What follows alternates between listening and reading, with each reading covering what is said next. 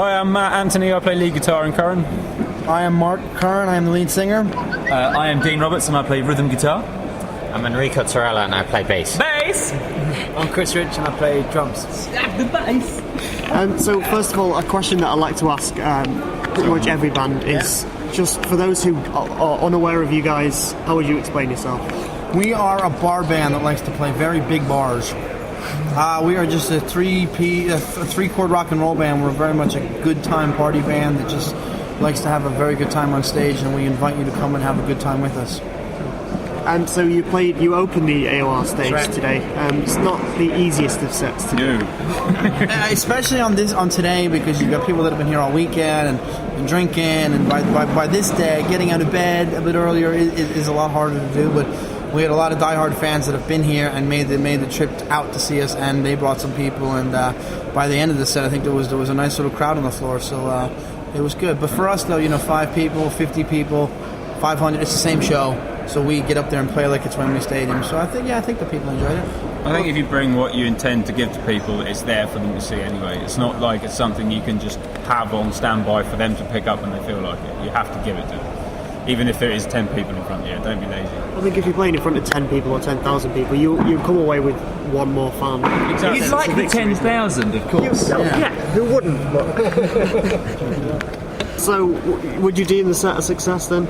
Yeah. Oh God, yeah! As you said, even if you walk away with 2 new fans, just 2 new fans that didn't know you before, they're going to tell 2 more people, and it's that old-fashioned word of mouth, and it's still the best form of PR and promotion you can find. So, yeah, we're happy. I mean, we had guys, people buying the CDs and coming up to us. So, yeah, very successful there. You were asking for some Guinness on stage. Has anyone turned up with a Guinness yet? One person. There was, yeah. Well, we shared 4 guys in the band, and 1 guy bought me a Guinness. Yeah, one guy brought me a Guinness, and Matt and I shared it. So. It was good Guinness. Yeah. Particularly well poured. Yeah. So what's your plan for the rest of the day? You say you were heading back up to the studio, or do you have time to chill? Wine, women and song. In that order. No, we wish we had time, because I would have loved to have seen UFO tonight, but we're back in the studio tomorrow. We're working on new materials, so we're literally going to finish up the media stuff. We're going to get a bite to eat, and we're back on the road, because we're back to work tomorrow. So what stage are you at then in this with the new album? Is everything written, or the new album's out. It's out. It's available. Beginnings, you can get it on iTunes or on the website. It was a 5-track EP because we wanted to have something out. We wanted to have a product that people could get a hold of if they liked us, and that's been going now for, I think it came out in November, and it's been doing really well. The radio station seemed to really have jumped on it, and so much so that the biggest thing people say is, when do we get new music? Where's more? Which is great. So hopefully we're hoping to have another one out, maybe hopefully by the end of the year. So I mean, there's bands like, Motley Crue have said it, for instance, where people are saying that the album's almost dead and that EPs are the way to go forward. In that, I think in today's day and age, people want things fast and straight away. So yeah, it is. We were saying this to the last person we spoke to. It's not the content itself that people are wanting in a different way. It's the way it's delivered. It's like the live set. You can go to a tiny show and bring a big show to them, and they're going to appreciate that. It kind of works the other way with the album material now. People don't get as into a long play thing and get into that whole journey of track 1 to track 14 or 16 or whatever. People want a couple of things: a video here and there, a live show here, a single there. And then they ask you for the rest of it. And it used to be they expect all of it at once and then they'll decide. But it's flipped now, and bands have to act on that. Bands have to realise that and use that as a thing that benefits them, not something that should scare them away from a new approach to fans, I think. And so we're just trying to do that the right way and not step on our own toes while we're doing it. Give people exactly as much as they want, but not leave them waiting either. And at our stage too, you don't have 6 months to go in and make a record, or 7 or 8 months to make a record. You want to get in, put a product, get a product, and you want to get back out on the road. And especially at our stage, it's about being out there and playing and getting to see the people and getting your audience. So we don't have the 6 months or the budget to go in and make an album. We just played at the O2 Arena in London over the weekend, and Zach Brown was there, and even he was saying, and it's the same thing. Even the higher level artists, get in. He just did an album with Dave Grohl. Get in, 4 songs, get back on the road. then you can put another 4 songs out, and it seems to be the way that the industry is going. It's a quicker cycle than it used to be. Basically. Very much so. It just goes round fast. How does the writing process work within the band then? I mean, if you go into the writing process thinking you only need to come out with 4 songs, you literally just hold yourself away for a few weeks.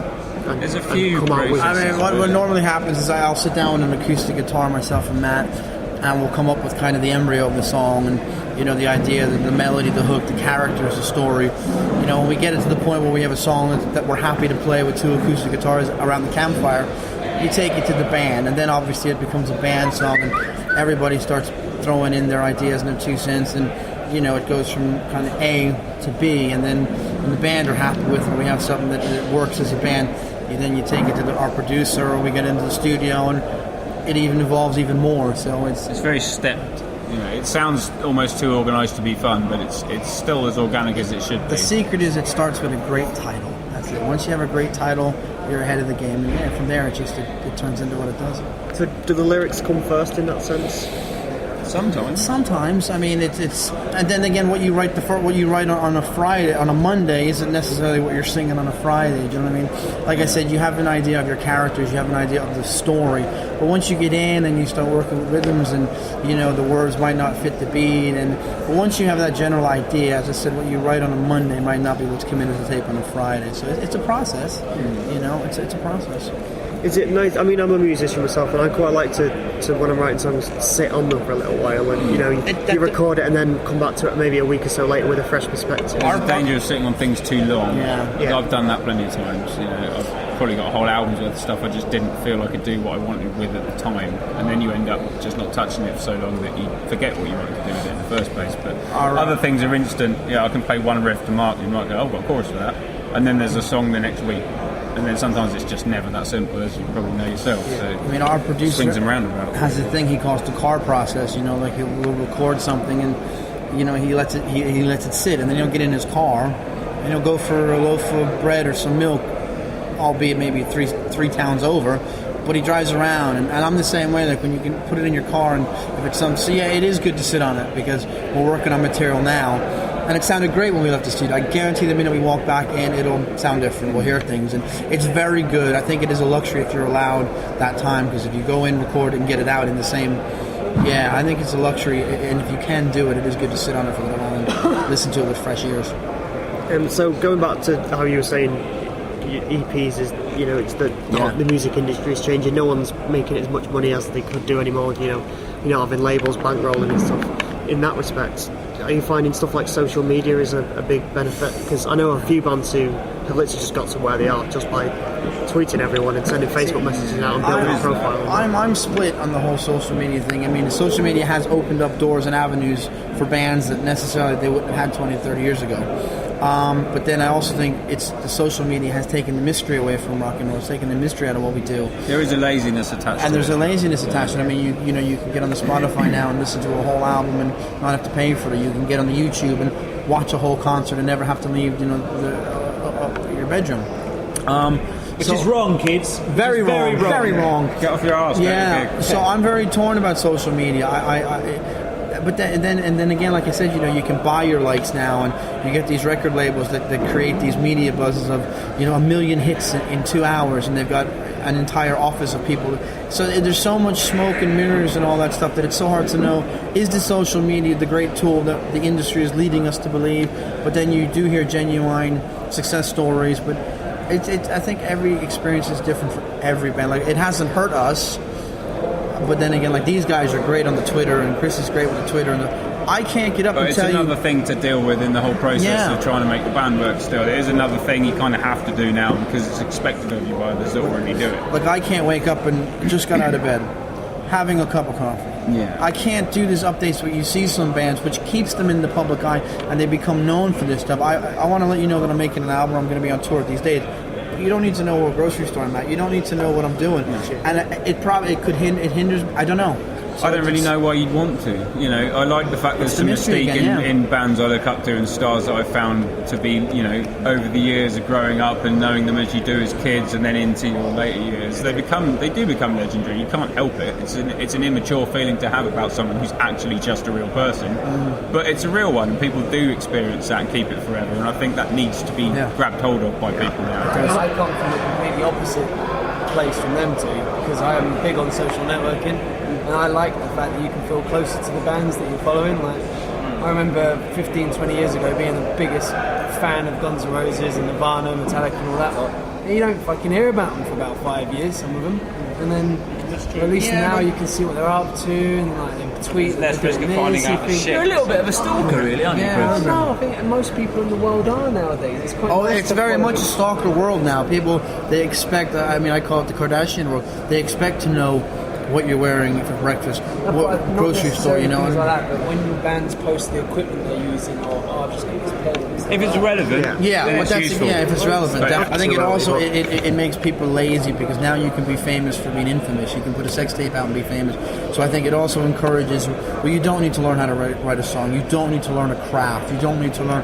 You can just be sleeping with the right person. You can be seen coming out of the right club at the right time, putting out a sex tape, and you're now got a reality show and da da da da da. So I mean, for me, again, with kids and stuff, it's like, who's going to be influencing that next generation? Who's going like the biggest piece of advice I ever got, whether it be from the biggest star to whoever, it was learn your craft, learn how to write a song, learn how to play your guitar, worry about everything else.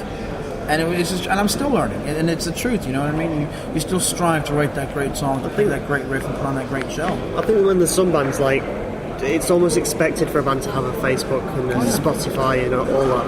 And when they don't, there's almost like an era of mystique about them. That's right. When you don't know who they are. I mean, there was a good Alice in Chains quote a couple of months ago when he said, I don't want to against Twitter, I don't want people to know what sandwich I had at the airport. So That's the thing, and it's like Matt said, if it's relevant, if a band is on tour and they show you a picture of what their rig is, that's great. That's what I'm going to see when I go to the venue. I don't want to know what you're having for breakfast if you're not on tour, if you're not promoting something. Disappear. When John Wayne made a movie, he promoted it. You didn't know where he was eating his dinner. You didn't know who. But you'd like to. You'd like, but there was a 5-year gap and stuff. But at the same time, when they came back again, you were hungry for something. Now it's, I don't know. So I'm very split on the whole social I think media. it invites controversy as well. People do have opinions that other people aren't going to agree with, and rock stars are no different from anyone else. Some of them are going to say stuff that people are going to go, hang on a minute. Do you really want all of your heroes maybe popping out with one of those things and making you hate them just a little bit? Or would you rather they kept that to themselves because it's a personal opinion they can have at home? I really don't need to get on as friends with my rock star heroes. I just need to appreciate their music and their performances. I don't give a shit that Axl Rose is a bit of a dick. He's not my brother, he's not my friend, he's not my cousin. I don't care, I don't know him. He's a rock star. I buy his records because he writes decent lyrics and I like his band. Separate the art from That's the the artist. difference, Yeah. It is. Separate the art from the artist. The artist is a person, the artist is not the person. And that's the big difference people miss, I think, these days. And the kids just want to know everything about that individual, no holds barred. And It's 'cause you don't need to know that The stuff to attention appreciate span now someone. is so short that when they make the album, they want more, and they can't. So there's no new album, there's no new single, so all they can do is. Living in an instant world. It is. isn't It's a fast food world, man. They've made music a fast food, and people are just so hungry for information. All you have left to do is tell them how you take your coffee in the morning, and I don't know, it's a tough one. I think it does swing both ways though, because it raises your profile, gets you out there. It does. Yeah. I mean, you guys were opening the stage today, but there was the weeks prior to the festival, there seemed to be a bit of a hype where everyone's saying, oh yeah, you should go check out this band. And again, that again comes down to we are out there putting on a very high energy show that not a lot of bands are doing, and I think we've done enough of them now, and people are starting to see it and say, well, you've got to go see this band for whatever. You've just got to go see them. They're doing, and it's word of mouth. It's just old school, and there is definitely people. Like I said, we had a decent crowd in front of us today, and it was just people that have seen us before and told people about us. And we were just out with the choir boys for a few weeks, and a lot of people said, oh, somebody so and so told me to come out, and that's as you can't beat that. You really, all the social media and all the, you can't beat good old fashioned. Go see this band. That's who you need to be. It's the difference of gossip and purpose, I think. Gossip is one thing that gets used for so-and-so said this, so-and-so had this for their lunch, whatever, nobody cares. But if you use that same tool that delivers that gossip that is useless bullshit in a way to deliver relevant, not bullshit, then that then becomes not bullshit itself. You know what I mean? I think that's the balance, is people using it to just spout any crap they think of because they think just post everything and that's the way to get noticed. But there's plenty of things you could be posting that are relevant and will get you noticed. You don't have to give all the fluff and sugar for it as well, you know. People will listen to the good stuff if you give enough of it and it's good enough. If it's not good enough, that's your fault. Here's a question for you. What was your last tweet? Good question. I think it was Waiting parts for of Curran, interviewing God. Simon McBride later. There you go, relevant, Nice, relevant. good, informative. What really annoys me is like I'm not doing too well on Twitter, but I feel like without sounding big-headed, I have something to say. I'm interviewing people and doing reviews and stuff, and then you see just people who post naked pictures of themselves. They've got thousands of followers. Sorry, I was bored. I just. Well, there's that one guy. It was a very warm night. You got my retweet then. Yes, I did. We have a follower on the Curran page who is actually a porn actor. Yeah, a buddy of mine. He's quite open with his posts. He's in the entertainment industry, and I think I've seen then his again, manhood more than I've seen my own. Is that not relevant though? Oh, that's relevant to his line of work. Yeah, so you see. Seriously, like, But I don't need to see it over, coffee in the morning. Yeah. No, I Hi, think Roger. if you're not expecting it and it pops up on you. Yeah. Whoa. exactly. Pop up. Yeah, a bit much. Where is this going? Yeah, it's taken a strange route, isn't it? We're all about penises now. What's next? Who started this, Dean? Yeah, apologies for that. Maybe we should end this before it gets out. Finish your tea and then get on the beer. Yeah. Definitely. Beer. Yeah.